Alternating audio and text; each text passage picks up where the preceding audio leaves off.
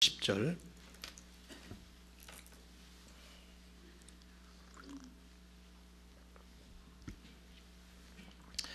1절부터 10절을 다 읽겠습니다. 여러분이 마지막 2절 9절과 10절 2절만 읽어주시기 바랍니다. 자, 1절부터 읽죠. 우리가 구조된 후에 안즉 그 섬은 멜리데라 하더라. 비가 오고 날이 참에 원주민들이 우리에게 특별한 동정을 하여 불을 피워 우리를 다 영접하더라. 바울이 나무 한 묶음을 거두어 불에 넣으니 뜨거움으로 말미암아 독사가 나와 그 손을 물고 있는지라. 원주민들이 이 짐승이 그 손에 매달려 있음을 보고 서로 말하되 진실로 이 사람은 살인한 자로다. 바다에서는 구조를 받았으나 공의가 그를 살지 못하게 함이로다 하더니 바울이 그 짐승을 불에 떨어버리매 조금도 상함이 없더라. 그들은 그가 붙든지 혹은 갑자기 쓰러져 죽을 줄로 기다렸다가 오래 기다려도 그에게 아무 이상이 없음을 보고 돌이켜 생각하여 말하되 그를 신이라 하더라. 이 섬에서 가장 높은 사람 보블리오라 하는 이가 그 근처에 토지가 있는지라. 그가 우리를 영접하여 사흘이나 친절히 머물게 하더니 보블리오의 부친이 열병과 이질에 걸려 누워있거늘 바울이 들어가서 기도하고 그에게 안수하여 낫게 하매 다같이 이러므로 섬 가운데 다른 병든 사람들이 와서 고침을 받고 후한 예로 우리를 대접하고 떠날 때에 우리를 쓸 것을 배에 실었더라. 아멘. 뉴욕의 한 작은 미국 교회 목사님이 12월 24일 크리스마스 전야에 지역 주민들을 초청을 해서 크리스마스 성탄 초청 예배를 드리기로 계획을 하고 준비를 하고 있었습니다. 그런데 크리스마스 3일 전부터 계속되는 폭설이 연타 그 지역을 강타하면서 그 교회당 건물에 큰 손상을 입혔습니다. 다른 건 괜찮은데 교회당 안에 이 강단 위에 바로 정면 벽면이 위에서부터 아래로 한 7m가량 보기 흉하게 금이 가버리고 장식이 다 떨어져 버린 거예요. 너무 흉한 몰골이 돼버리고 말았습니다. 하루 만에 수리할 수도 없고 크리스마스 초청 예배를 초청장을 다 돌린 후에 이거 취소할 수도 없고 고민하면서 집으로 돌아가는데 동네에 플리마켓이 열리는데 힐끗 보니까 거기에 한 물건이 눈에 띄었습니다. 큰 식탁보인데 손으로 만들어서 가운데 큰 십자가를 아주 정교하게 수를 놓은 정확하게 7m 정도 되는 식탁보였습니다. 아, 저걸 갖다가 걸면 그 흉한 떨어진 부분이 가리겠구나. 그래서 사가지고 다시 교회로 돌아갔습니다. 교회로 돌아가는데 교회 정문 앞에 가까이 가는데 그 바로 앞에 있는 버스 정류장에 어떤 한 유대인 할머니가 급하게 버스를 타려오다가 버스를 그만 놓치는 것을 보게 됐어요. 다음번 버스 올 때까지는 45분이 넘도록 기다려야 되기 때문에 교회당 안으로 들어오셔서 몸을 녹이면서 천천히 기다리라고 그렇게 안으로 들어오시도록 했습니다. 그래서 안에 앉게 했죠. 그리고 목사님은 사다리를 가져다가 이제 아까 산 그 식탁보를 커튼처럼 걸기 위해서 앞에다 놓고 딱 걸었습니다. 맞춤처럼 너무 잘 맞는 거예요. 아주 좋은 장식이 되어버렸습니다. 너무 기뻐서 돌아보면서 할머니 어떻습니까? 하고 돌아보는데 그 앉아있는 할머니 얼굴이 완전히 굳어있는 것입니다. 그러면서 목사님께 그렇게 말을 합니다. 저 식탁보 어디서 났습니까? 혹시 저 밑에 오른쪽 아래쪽에 EBG라고 하는 글자가 새겨지지 않았나요? 그래서 보니까 정말 새겨져 있는 거예요. 그랬더니 할머니가 저건 내가 만든 것입니다. 35년 전에 오스트리아에 살 때 내가 술을 놓아 만든 겁니다. 그러면서 자기 얘기를 하는데 이분이 오스트리아에 살다가 나치들이 들어오면서 독일군이 들어오는 걸 피해서 달아나다가 남편하고 헤어졌어요.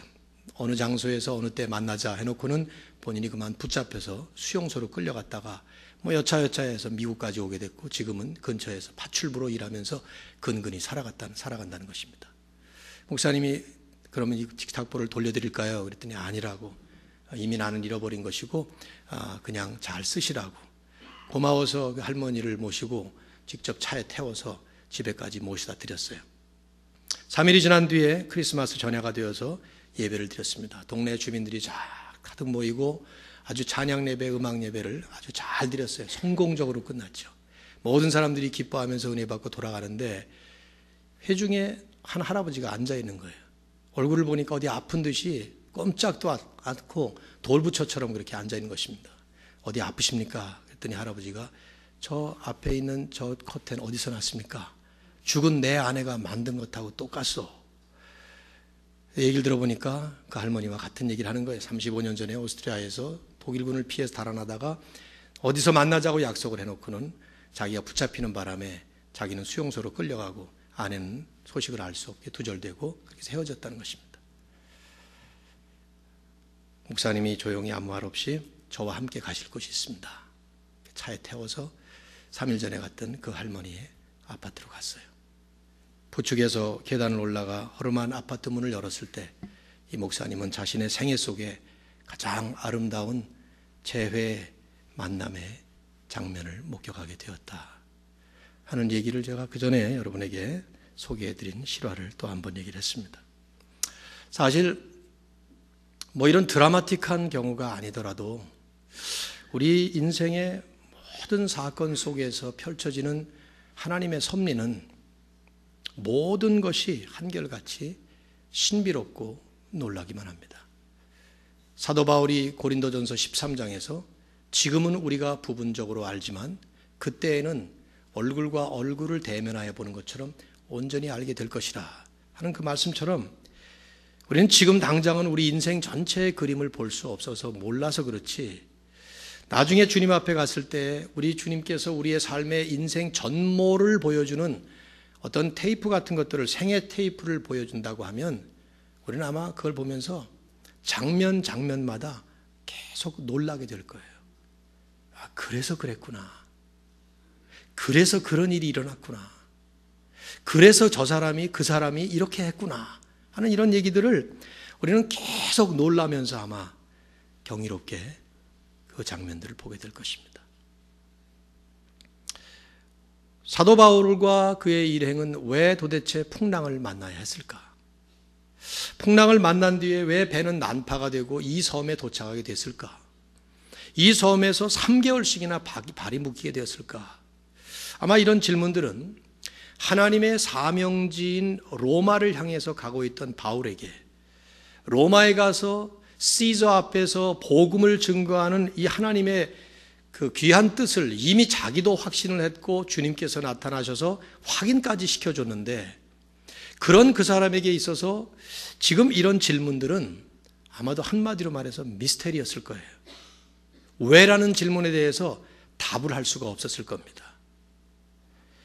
지난주에 이어서 오늘 본문의 말씀도 우리 삶에 일어나는 모든 사건들 그리고 우리가 우리 삶에서 만나는 모든 사람들을 다스리시며 하나님의 뜻대로 섭리하시는 그 하나님 섭리에 관한 이야기들입니다.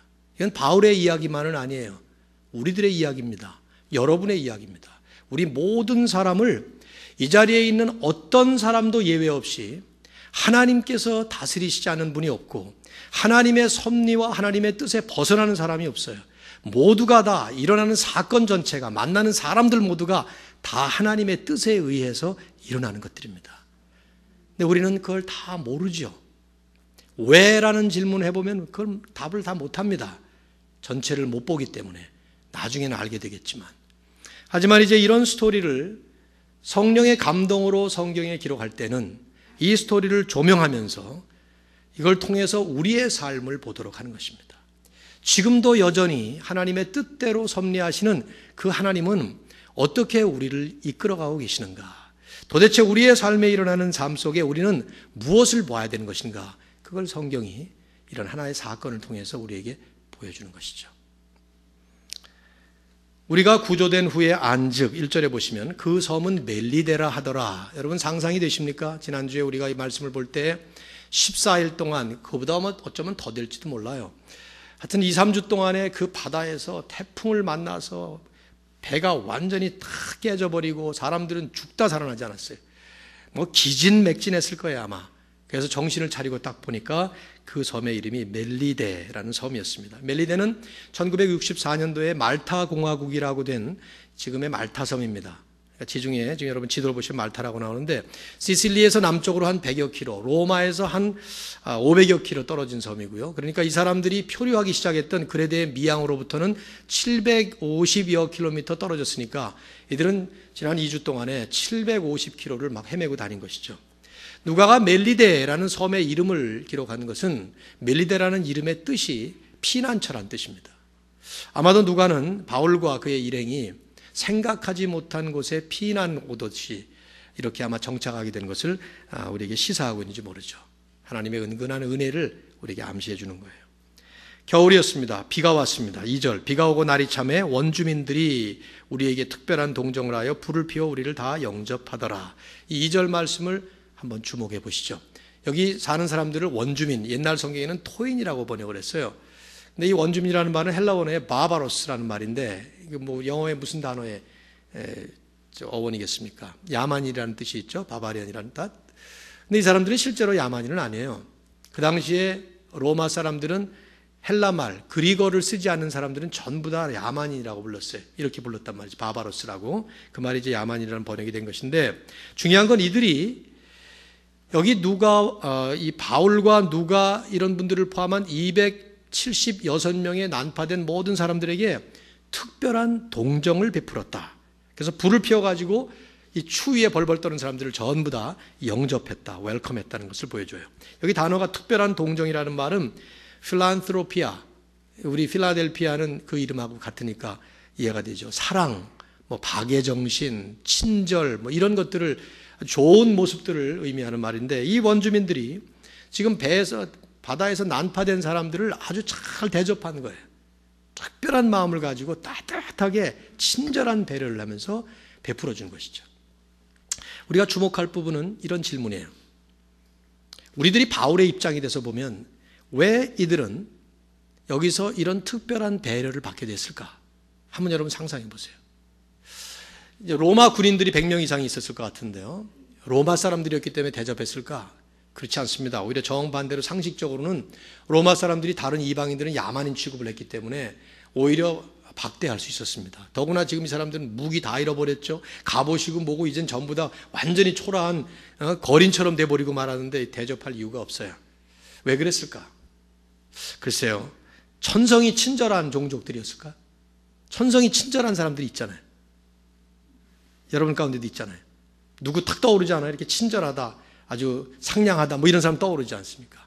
천성이 아주 고약한 사람도 있겠지만, 뭐 그러나 어쨌든 다 예수 믿고 우리들 다 변화되긴 했습니다만은, 또 아니면 이방인들을 환대하는 문화를 가진 종족이었나 이런 생각도 들어요. 제가 볼 때는 우리 한국도 그런 거 많이 보게 되는데, 92년도에 그 문민정부가 들어섰죠. 김영삼 대통령의 이런 군사정권이 끝나고, 그때 김영삼 대통령이 문민정부를 시작하면서 대한민국을 개혁시키겠다고 별별 걸 다 손을 대셨는데, 그때 하나 손댔던 게 뭐냐면 국민들의 식습관이 나쁘다, 너무 낭비를 많이 한다. 그래서 모든 음식점들에 찬을 줄이도록 했어요.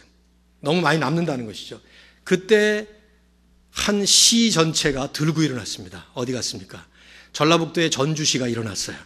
그래가지고 이 무식한 경상도 대통령이 전라북도의 관습을 모르고 이런다 그러면서 전북은, 특히 전주는 이인 환대, 이방인을 환대하는 그런 아주 좋은 미풍양속이 있었던 거죠. 그래서 거기 여러분들 잘 아실 거예요. 한 3,000원짜리 전주 비빔밥 하나 딱 시키면 비빔밥은 요만한데 반찬이 뭐 30가지, 40가지 상다리가 진짜 부러지도록 다 나와요. 그거 다 못 먹죠. 어떤 사람은 더군다나 이거 뭐 퍼런 것들을 잘 안 먹다 보니까 다 남아서 버리는데, 정부에서는 그거 그러지 말라는 거예요. 그런데 전주시는 뭐라고 그러는가 하면 전 시민이 들고 일어나서 이게 우리들의 이게 관습이고 좋은 문화인데 왜 이걸 없애느냐. 그래서 결국은 정부에서 물러나 버리고 말았습니다.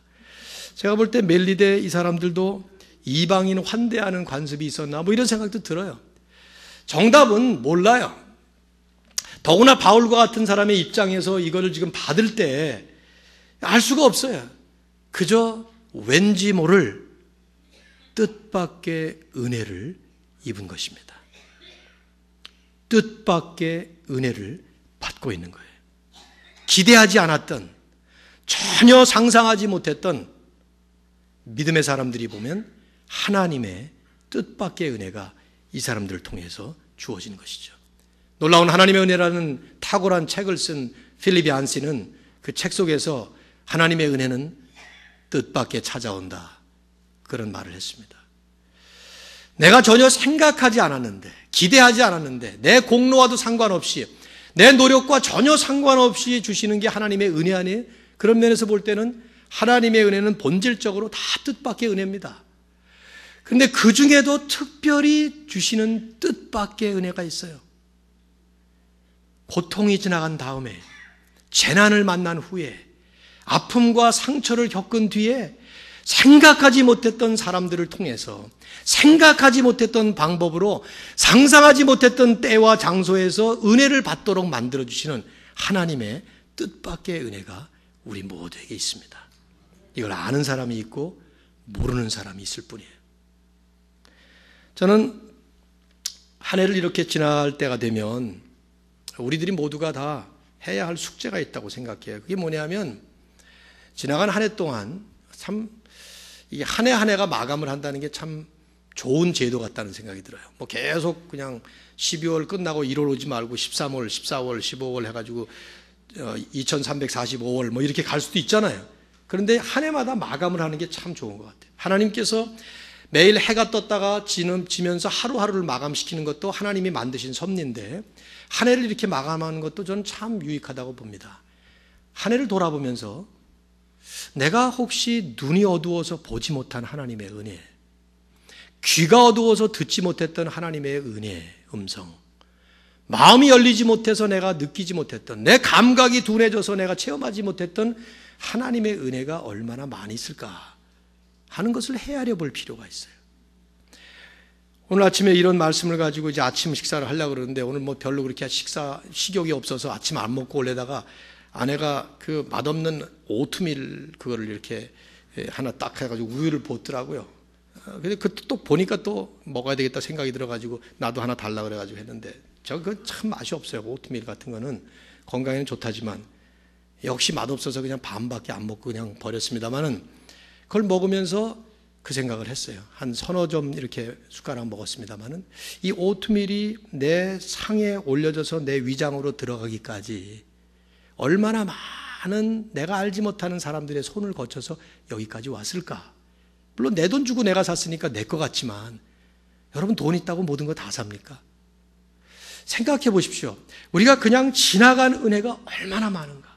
특별히 하나님께서 어떤 분을 보내서 어떤 사건을 통해서 우리에게 주신 은혜가 말도 못하게 많을 겁니다. 말씀드린 것처럼 그 전체 그림을 못 보기 때문에 우리는 지나가는 거예요. 특별히 그 은혜의 감각이 둔해지기 때문에 마땅히 누려야 할 만큼 못 누리는 것입니다. 은혜 속에 젖어 있을 때, 홍수 속에서 마실 물이 없는 것처럼 은혜 속에 젖어 있을 때 은혜를 못 느끼는 경우가 대단히 많아요. 그러다가 불현듯 어떤 사건이 터지면 우리는 그것이 은혜인 줄로 그때서 깨닫게 되죠. 제가 볼 때는 가장 불쌍한 사람은, 예수 안 믿고 영원히 지옥에 들어가는 사람도 불쌍하지만, 또 하나는 은혜를 받고도 은혜를 누리지 못하고 사는 것도 대단히 불쌍한 거예요. 은혜를 받고도 은혜를 입고도 그 은혜를 누리지 못하고 사는 것처럼, 그것처럼 참 안타까운 노릇이 없어요. 이 대표적인 모습이 탕자의 비유에 나옵니다. 누가복음 15장에 보시면 두 아들을 두었던 아버지, 그 아버지는 하나님을 상징하는 것이죠.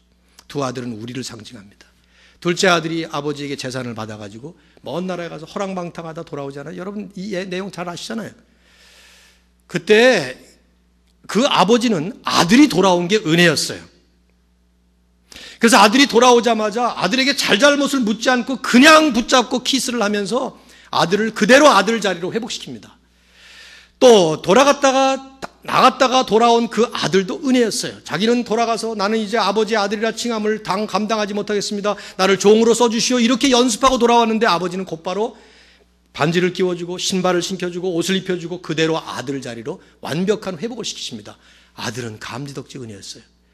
그러나 한 사람, 그 집안에 남아있었던 그 큰아들, 돌아오는데 그날도 열심히 일했죠. 열심히 일했습니다. 율법주의로. 그랬는데 돌아오는데 풍악이 울립니다. 들어보지 못한 소리예요. 아버지가 단 한 번도 이런 풍악을 울려본 적이 없어요. 아들이 나갔으니까 늘 걱정이 돼서. 그래서 종들에게 물어봅니다. 이게 무슨 소리입니까? 당신의 동생이 돌아와서 아버지가 송아지를 잡았습니다. 이 아들이 분노에 이글거리는 마음을 가지고 들어갑니다. 그러면서 들어가자마자 아버지 앞에서 책상을 주먹으로 뻥뻥 치면서, 성경에는 안 나와요. 그런데 우리가 이제 그런 상상을 할 수 있어요. 책상을 치면서 아버지에게 따집니다. 나의 친구들과 나에게는 염소 새끼라도 한 마리 준 적이 없더니 이 당신의 재산을 탕진한 허랑방탕한 당신의 이 아들이 자기 동생이라는 말 안 해요. This son of yours, 당신의 그 아들이 돌아왔음에 살진 송아지를 잡으셨습니다. 그때 아버지가 뭐라고 말하던가요? 딱 한마디. 예, 너는 항상 나와 함께 있음에 내 것이 다 네 것이로되, 내 것이 다 네 것이로되. 그동안 아버지와 함께 살면서 아버지 것이 다 자기 것이었어요. 동생에게 재산 분배해 주면서 큰아들도 분배 받았던 것이죠. 다 자기 것이었어요. 아버지의 모든 것이 자기 것이었던 은혜를 받은 그 사람은 정작 은혜를 누리지 못하고 이를 갈면서 종교의식 속에 빠져서 그렇게 살다 보니까 그 은혜의 현장, 그 은혜의 순간을 비은혜의 비극으로 바꿔버린 것입니다.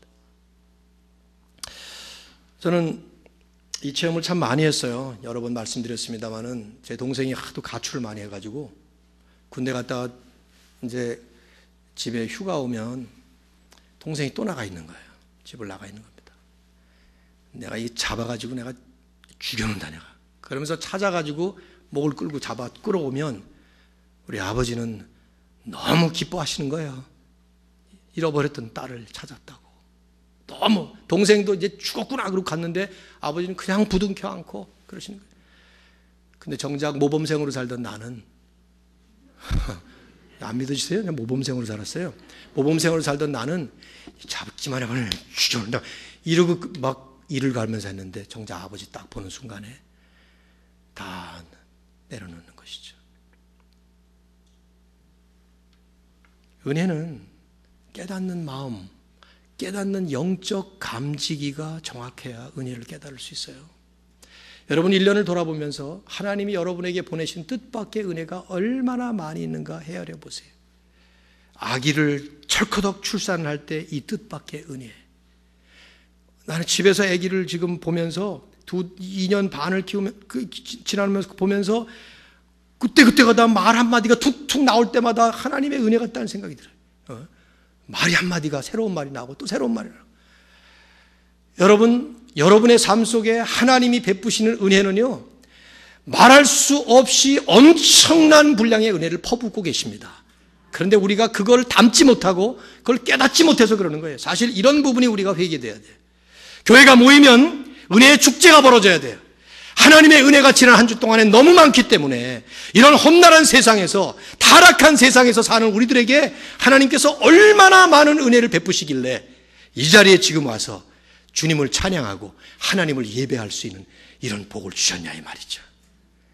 이 놀라운 은혜를 깨달을 수 있는 우리 모두가 될 수 있기를 주의 이름으로 축원합니다. 바울이 따뜻한 불을 더 따뜻하게 하기 위해서 나무 한 묶음을 가지고 와서 거기다가 확 붓는데 아마 그 나무 묶음 사이에 독사가 한 마리가 있었던 것 같아요. 탁 보니까 나무가 탁 떨어지는데 독사가 한 마리가 바울의 손을 물고 있는 것입니다. 3절을 보시면 원주민들이 그 모습을 봤어요. 그리고는 4절에 원주민들이 이렇게 말합니다. 이 사람은 진실로 살인한 자로다. 살인자구나. 바다에서는 구조를 받았으나 공의가, 저스티스가 그를 살지 못하게 함이로다. 그러면서 곧바로 정죄를 합니다. 당시는 어디나 그 헬라의 전설이나 신화에 가득 젖어 있었던 시대였기 때문에 악한 사람은 반드시 심판받고 벌받는다 하는 의식이 가득했습니다. 그래서 바다에서는 포세이돈이라고 하는 신의 그 벌을 모면했지만 이 사람들이, 그러나 곧바로 복수의 여신인 네머시스라고 하는 여신이 독사를 보내서 지금 물려 죽이는구나 이렇게 생각했던 것이죠. 근데 이것은 그 당시 사람들의 생각만이 아니라 일반적으로 많은 공통의식입니다. 우리는 정의나 공의에 대해서 그릇된 의식을 가지기가 쉬워요. 특별히 이 고난과 공의, 여기에 상관관계를 상당히 잘못 이해하고 있습니다. 일반적으로 여러분 한번 여러분 자신을 생각해 보세요. 저도 마찬가지인데요. 남의 고난을 보면, 다른 사람이 어려운 일을 겪는 거 보면 아, 저거 뭔가 잘못했기 때문에 벌 받는 거야. 그 생각이 쉽게 들어요. 아무런 잘못이 없는데 저런 어려운 일을 당할 리가 없어. 그렇게 우리는 생각하기가 쉽습니다. 물론 틀린 말은 아니에요. 전적으로 틀린 말은 아닙니다. 그러다 보니까 가끔 그런 일이 일어나면서 그게 진리가 돼버리는데, 하나님은 공의의 하나님이시죠. 그렇죠? 분명히 성경이 그렇게 증거합니다. 그래서 하나님은, 이 표현을 잘 들으시면 좋아요, 하나님 때에 하나님식대로 그 공의를 행사하십니다. 벌 받을 자에게 벌을 주시고 잘못을 처벌하신다 이 말이에요. 근데 그 생각으로 가득 찼던 사람의 대표적인 사람이 욥기에 나오는 욥의 친구들이에요. 요즘에 우리 지금 욥기 보고 있잖아요. 욥기 16장까지 지난주에 끝냈고 17장부터 이번 주에 보게 되는 건데, 욥기에 나오는 욥의 친구들을 보면 한결같이 딱 한마디예요. 사실은 네가 무언가 잘못했으니까 그렇지 잘못하지 않았으면 너에게 이런 일이 일어날 리가 없다, 그 뜻이에요. 근데 이런 욥기에 나오는 욥의 친구들의 전부 모든 말들은 사실 한편으로 합당한 말이고 진리입니다. 왜냐하면 하나님이 공의의 하나님이시거든요. 잘못된 자를 벌하시죠. 사실이에요. 공의의 진리, 이게 진리입니다. 그러나 또 하나의 진리가 있다는 사실을 우리는 잊어버리면 안 되죠. 그게 뭡니까? 은혜의 진리예요. 그게 뭡니까? 잘못을 했는데도 잘못을 벌하시지 않는 거예요. 아니, 마땅히 벌을 받아야 되는데 그 벌을 내리시지 않는 겁니다. 아니, 어떨 때 보면은 잘못을 한 사람이 오히려 더 잘 되도록 하는 것 같은 인상이 역력할 때가 있어요. 우리 이해가 안 되죠. 은혜의 진리, 이건 이해가 잘 안 됩니다. 하나님은 공의의 하나님이시면서 동시에 은혜의 하나님이에요. 그래서 물론 공의의 하나님이시기 때문에 하나님 식대로 하나님의 때에 그 공의를 행사하시느라고 잘못에 대한 응당한 대가를 지불하시지만, 은혜의 하나님이시기 때문에 하나님은 종종 우리의 생각과 정반대로 잘못했는데 벌 안 하시는 거예요. 우리가 생각할 땐 덧셈을 해야 되는데 하나님 뺄셈을 하시고, 뺄셈을 해야 되는데 하나님 덧셈을 하시는 거예요. 분명히 하나님께서 복을 주셔야 되는데 안 주시고, 벌을 내리셔야 되는데 뺄셈을 안 하시고 덧셈을 주신다 이 말이죠. 하나님은 이상한 산술학자세요. 산술을 못 하시는 분 같아요.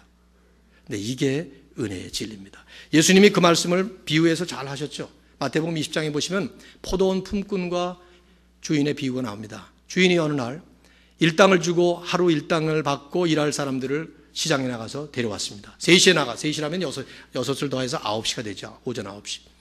그래서 나가서 3시에 일꾼들을 쭉 데려왔어요. 하루 일하면 일당 1데나리온 주마. 3시간 뒤에 또 다시 나갔습니다. 6시에. 그때는 또 사람들이 있는 거예요. 또 데려왔어요. 1데나리온 주마. 3시간 후에 또 나갔어요. 9시에. 그 다음에 마지막으로 11시에 나갔습니다. 저녁 때가 된 것이죠. 그 시간대쯤 돼서는. 그래서 다 데리고 왔어요. 마지막에 온 사람부터 일당을 주기 시작했어요. 한 달란트, 한 데나리온 하나씩. 처음에 온 사람은 내가 8시간이나 먼저 왔으니까 8배 더 받겠구나, 이 생각을 했던 거죠. 그런데 자기에게도 또 한 데나리온을 주는 거예요. 그 사람들이 뭐라 그러니까, 아니 당신 산수도 모르시오. 성경이 그렇게 안 나오지만 그 뜻이에요. 산수도 모르시오. 아니 저 사람에게 한 데나리온 줬으면 나한테는 8 줘야 되는 거 아니에요. 그러니까 주인이 하는 말이 뭡니까? 뭐라고 대답했어요? 내가 너와 1데나리온을 주기로 약속하고 너에게 주었는데 무엇이 잘못이냐? 다른 사람에게 내가 은혜를 베푸는 것이 내 잘못이냐? 그렇게 말씀하시죠. 은혜의 진리는 우리가 잘 이해가 안 돼요. 그러다 보니까 우리는 불평, 불만이 많이 나오는 것입니다. 남을 비난하고 비판하는 것도 은혜가 부족하기 때문에 나오는 경우가 대단히 많아요.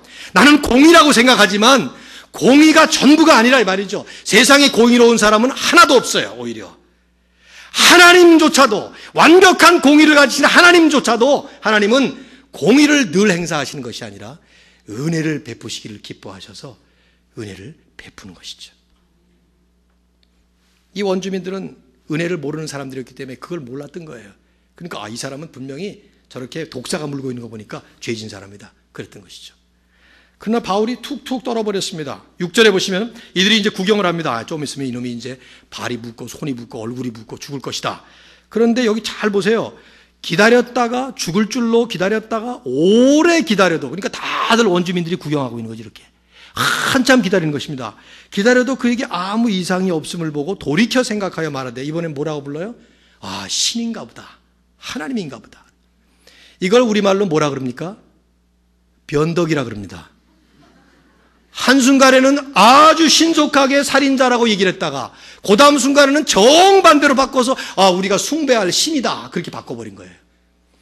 여러분, 그러니 어떻게 이렇게 변덕스러운 우리의 생각이 절대 진리가 될 수 있겠어요?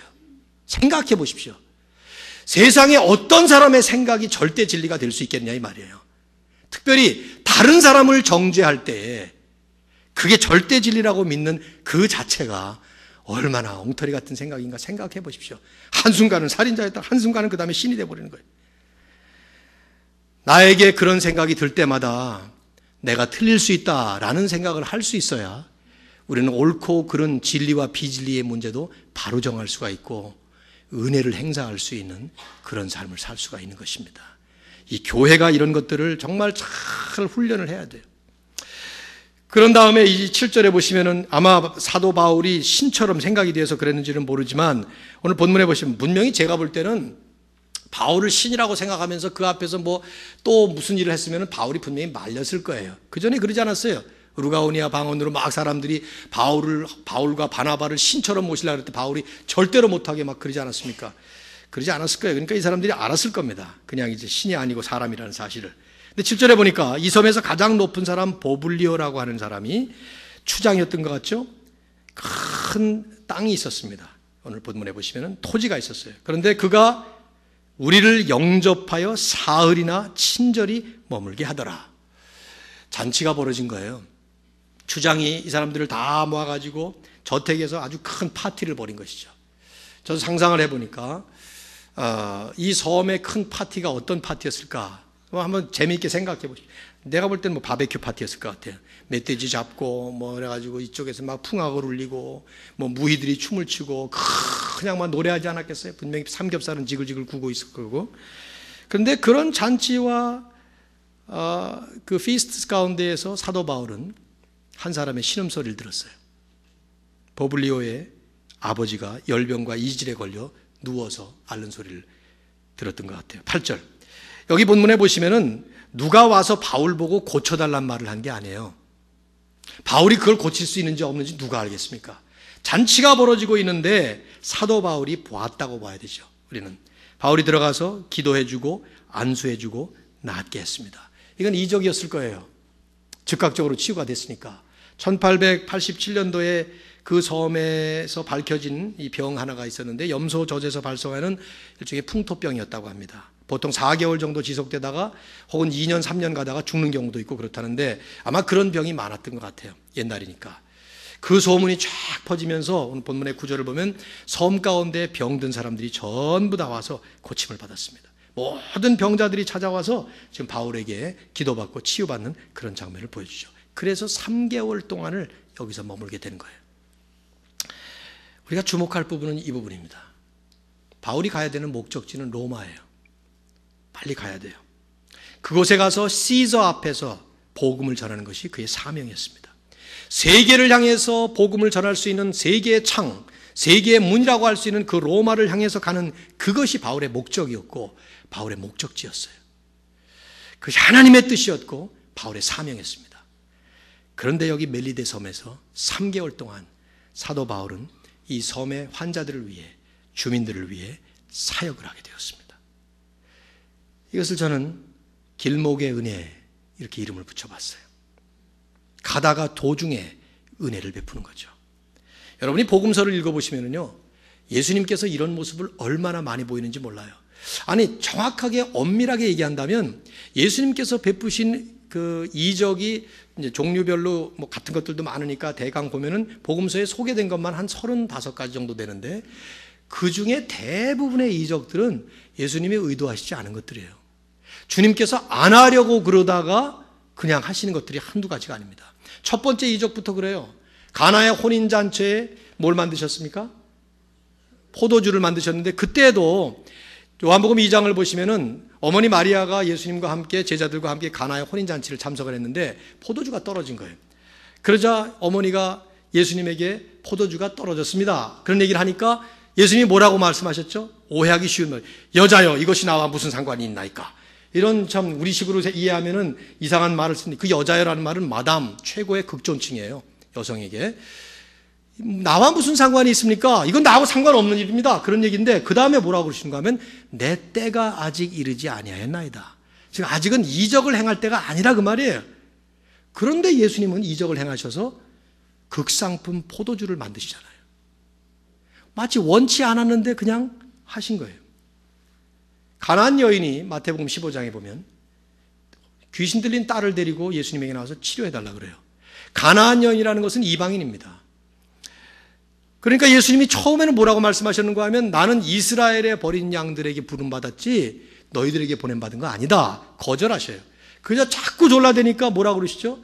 자녀의 떡을 취하여 개들에게 던짐이 마땅하지 아니하니라. 그를 개라고 취급을 하던 표현을 씁니다. 물론 예수님이 그렇게 생각하는 건 아니지만 근데도 자꾸 조르니까 부스럭이라도 내려달라는 그의 청에 내려줍니다.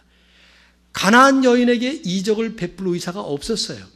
실제로 예수님의 말씀은 맞는 말입니다. 예수님은 이 땅에 오셔서 3년 동안 팔레스타인에서만 사역을 했고 유대인 중심으로 사역을 했지 일부러 이방인들에게 가신 적이 없다 이 말이죠. 근데 하신 거예요. 회당장 야이로의 딸을 살리러 갈 때 누가 옷을 잡아당깁니다. 혈루증을 앓던 여인이 그를 고쳐줍니다. 딸아 안심하라. 그러면서 고쳐줍니다. 예루살렘을 향해서 갑니다. 십자가에 달리시기 위해서. 그때 나사로가 죽었다는 얘기를 듣습니다. 가서 고쳐줍니다. 복음서를 읽어보면 주님은 한결같이 길목의 은혜를 베푸시는 모습을 역력하게 보여줍니다. 생각하지 않았던 뜻밖의 은혜, 전혀 상상하지 않았던 도중의 길목의 은혜를 베푸시는 사명이 따로 있어요. 가는 길이 정해져 있습니다. 분명히 그 목적지를 향해서 가야 합니다. 그런데 그 과정 속에서 은혜를 수도 없이 베풀면서 가는 이 모습. 여러분이 누가복음과 사도행전을 둘을 같이 이렇게 보시면 그동안 그렇게 제가 많이 보느라고 애를 썼습니다. 누가가 이 둘을 다 썼습니다. 누가복음이 1편이고 사도행전이 2편이라고 볼 수 있는데 이 두 내용 가운데 아주 흡사한 두 분의 모습을 대조하게 돼요. 예수님의 모습과 바울의 모습이에요. 예수님이 예루살렘으로 가는 그 여정을 누가는 누가복음 9장부터 19장까지 거의 5분의 2 정도 되는 분량을 다 썼어요.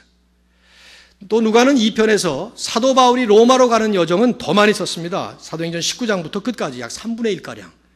이 두 분이 갔던 그 목적지와 또 가는 그 내용은 좀 다르기는 하지만 한 분은 예루살렘으로 십자가에 달리기 위해서, 한 분은 로마로 가서 복음을 전하기 위해서 다르긴 했지만 그 유형이 아주 흡사해요. 두 분 모두가 다 하나님의 뜻을 이루기 위한 여정이었고 두 분이 모두가 다 죽음을 각오한 결단을 가지고 갔습니다. 그리고 실제로 가면서 체포되고 유대 법정, 로마 법정에서 계속 재판을 받으면서 갑니다. 심지어 예수님이 죽으셨다가 다시 살아나는 십자가의 형벌의 고통을 겪으시고 다시 살아나서 부활하시는 그 내용도 사도 바울이 지난주에 유라굴로 광풍 속에서 죽을 뻔하다가 살아나는 것과 비슷해요. 누가는 아주 역력하게 세 가지를 강조하는 겁니다. 첫째는 예루살렘이 복음의 끝이 아니라 결국 이방의 수도인 로마까지 복음은 확장되는 것이다 하는 걸 보여주는 것이죠. 그래서 예수님에게 시작된 것이 바울 통해서 연결되는 거예요. 두 번째는 그런 복음의 진보와 복음의 확장은 이 주님의 뒤를 따라서 주님처럼 헌신하고 주님처럼 희생했던 진정한 십자가의 길을 걸어가는 이런 바울과 같은 사람들의 증인들의 삶을 통해서 전도된다는 것. 세 번째 중요한 게 또 하나 있어요. 그게 뭐냐면 길목의 은혜를 베풀며 살라는 것입니다. 사명지는 로마예요. 사명지는 예루살렘의 십자가입니다. 그러나 그곳을 향해서 가고 있는 동안에 하나님이 보내시는 수많은 사람들에게 할 수 있는 최선으로 은혜를 베풀면서 살라는 것이죠. 주님도 그러셨고 사도 바울도 그런 모습을 역력하게 보여주는 거예요. 우리도 똑같습니다. 하나님께서 우리를 예수 믿게 하시고 그 다음에 구원받은 다음에 여전히 이 땅에 살게 하는 것은 목적이 딱 하나예요. 복음 때문이에요. 복음 때문이에요. 이 복음을 전하기 위해서 가는 것입니다. 교회가 세워진 것도 간단해요. 복음을 증거하기 위해서 땅 끝까지 끝날까지. 그러나 그 과정 속에 하나님은 수없이 많은 은혜 베푸는 기회를 우리에게 보내십니다. 사람들을 보내시고 사건들을 만드시고 그 과정 속에서 주님처럼 바울처럼 못지않게 그 모든 전 과정 속에 은혜를 베풀며 살아갈 때에만 우리는 바른 사명자로서 바른 목적을 향해서 바로 갈 수가 있는 것입니다. 이것 때문에 교회는 균형이 필요해요. 한편 교회는 이 목적을 향해서 가기 때문에 복음의 진리의 추호에 타협함이 없어야 돼요. 그래서 진리를 갖기 위해서, 진리를 찾기 위해서 잘못된 것을 결단코 따라가면 안 되고 옳고 그른 것을 잘 가려서 옳은 길을 가야만 합니다. 그러나 둘째로 밤낮 옳고 그른 것만 따지면 은혜를 잃습니다. 왜냐하면 하나님은 밤낮 옳고 그른 것만 따지지 않습니다. 공의의 하나님이시지만 은혜의 하나님이시기 때문에 옳지 않은 것이 일어나도 물론 비진리를 하나님이 용서하신다는 뜻이 아니에요. 우리가 사는 환경과 과정 속에서 미성숙하기 때문에 일어나는 일들은 옳고 그름의 문제하고 다른 관계가 되는 게 아닙니다. 그런데 하나님은 그럴 때마다 은혜 베푸시기를 원하시는 거예요. 성숙한 사람들이 좀 미성숙한 이들에게 은혜를 베풀라는 거예요. 교회가 이 자리에 있는 것은 아직도 하나님의 은혜를 알지 못하는 세상을 향해 은혜를 베풀라는 것이죠. 교회 안에서도 마찬가지예요. 이 은혜가 나눠지고 베풀어지고 그리고 서로에게 함께 누려질 때, 그럴 때 하나님은 진리의 공동체를 진리의 공동체로 사용하시고 하나님의 영광의 복음의 사명지를 향해서 제대로 바른 길을 걸어가게 하실 줄로 믿습니다. 그래서 그 다음에 10절에 보시면은 이들이 그 은혜를 베풀어요. 보세요, 10절에. 후한 예로 우리를 대접하고 떠날 때에 우리 쓸 것을 배에 실었더라. 질문할 게 대답해 보세요. 배가 어디서 났을까요? 제가 물 한 잔 마실 때까지 대답해 보세요. 배 파손됐잖아요. 배 어디서 났어요? 276명이 타는 배에다가 물건 있는 대로 다 싣고 그렇게 떠나야 되는데 그런 배가 어디 있어요 지금? 대답 못 하시죠? 저도 몰라요. 저도 모릅니다. 그냥 상상만 할 뿐이에요. 이런 얘기들을 안 하는 것이 저는 하나님께서 하나님의 은혜를 지금 펼치고 계시다는 것을 보여주는 한 증거예요. 뭐 그냥 상상해 보면 여러 사람들이 만들었겠죠. 276명을 다 탈 큰 배를 어디서 만들었겠습니까? 그건 불가능한 일이고 그저 270명을 한 100조로 나눠 가지고 2명, 3명이 타는 이런 커누 같은 걸 만들었든지, 그러니 상상해 보세요. 분명히 뭔가를 그렇게 만들었으니까 배에 실었다는 건데, 그러니 이 원주민들이 얼마나 수고를 많이 했겠습니까? 야자수 다 잘라서 자기들의 밥줄인데, 야자수 다 자르고 그래가지고 그걸 뗏목을 만들고 배를 만들고 그래가지고 270명을 태워서 다 보낼 테니까 감동 안 되세요? 그랬을 거라고. 이게 얼마나 큰 은혜예요. 여기에 우리가 정리해야 될 부분이 이거예요. 은혜는 전염됩니다. 확산됩니다. contagious grace라는 표현이 있어요. 하나님의 은혜가 있는 곳에는 그 은혜가 머물질 않아요. 그 은혜가 확산되는 겁니다. 근데 왜 확산이 안 되느냐? 비은혜도 확산되기 때문에 그렇습니다. 은혜도 확산되지만 비은혜도 확산됩니다. 아멘 하면은 다 같이 아멘 하게 돼요. 노멘 하면은 다 같이 노멘 하게 되고요. 그게 확산되는 거예요. 다른 사람을 칭찬해주고 세워주는 사람이 나오면 다른 사람도 그렇게 되는 거예요. 우리말에 가는 말이 고와야 오는 말이 곱다. 이거 진리 아니에요. 왜냐하면 우리는 가는 말이 곱지 않아도 오는 말이 고와야 합니다. 우리는 하나 더 나가야 되잖아요. 그렇죠? 속담이 다 진리는 아니에요. 그러나 일반적인 현상이기 때문에 그런 말이 나온 거죠. 가는 말이 고와야 오는 말이 곱다. 마찬가지로 은혜가 있으면 은혜가 확산돼요. 그러나 비은혜가 한 곳에 심어지면 그 비은혜도 확산됩니다. 밤낮 남 욕하고 남의 꼬집고 연속극 보면서 계속 욕해버리십시오. 여기 앉아있는 모든 사람들이 전부 다 욕을 하죠. 응원팀은 같이 가게 돼 있어요. 이글스 팀을 응원하면, 오늘 이글스 팀이 한다는 것 같은데, 이글스 팀을 응원하면 다 같이 응원하게 돼 있어요. 저처럼 그 가운데 껴가지고 패커스 응원했다가 매맞습니다. 이게 일반적인 상식인데 이것이 우리 안에 그대로 일어나기가 대단히 쉽다 이 말이죠. 그래서 사실은 교회는 적극적으로 진리의 사명지를 향해서 은혜의 과정을 가도록 최선을 다해야 되는 줄로 믿습니다. 여러분, 임마누엘 교회 2015년도에 목표를 하나 세우세요. 여기다가 1년 동안을 하나님의 은혜를 깊이 경험하는 해 하고 왔지만, 내년도에 한 번 더 이 말씀을 가슴에 새기시고 한번 가보시죠. 내년에 여기 표를 하나님의 사랑을 풍성히 나누는 해, 이렇게 정했어요.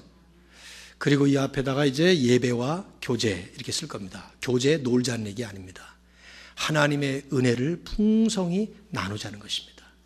근데 그러려면 우리가 상식적으로 저는 두 가지라기보다도 두 그룹에게 호소를 하고 싶어요.